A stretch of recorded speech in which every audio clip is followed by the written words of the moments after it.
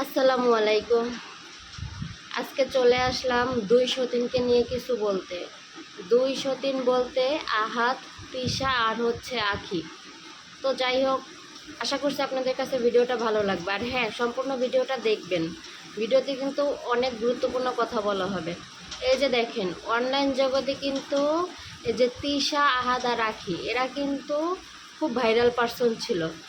তো তাদের সংসারে কোনো একটা ঝামেলার কারণে তাদের হচ্ছে সবাই আলাদা। যেমন আহাদ আর তিশা আলাদা আর আখি আলাদা। তো এরা কিন্তু বেশ কিছুদিন আলাদা হওয়ার পরে সবাই চুপই ছিল। তারপর থেকে দেখা যায় কি, এরা ওকে খোঁচা মারে, ও ওকে খোঁচা মারে, এভাবে খোঁচা মারতে মারতে অনলাইন প্ল্যাটফর্মটাকে একবারে এরা বাজে করে তুলছে, যা কিনা বলার বাইরে। এরা মানুষকে মানুষ বলে মনে করে না। আপনার হচ্ছে তিশা এক জায়গাতে আখির পাস্ট বলতেছে, আখি তিশার পাস্ট বলতেছে। ভাই রে ভাই, এদের কারণে কিন্তু আমরা বিরক্ত হচ্ছি। এরা যদি এভাবে করতে থাকে তাহলে তো অনলাইনে কেউ টিকতেই পারবে না।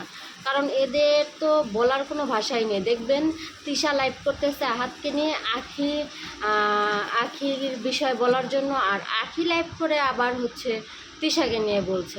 ভাইরে ভাই, এরা কেউ তো চুপ হচ্ছে না। এদের ভিতরে কি কোনো অনুতপ্ত নাই?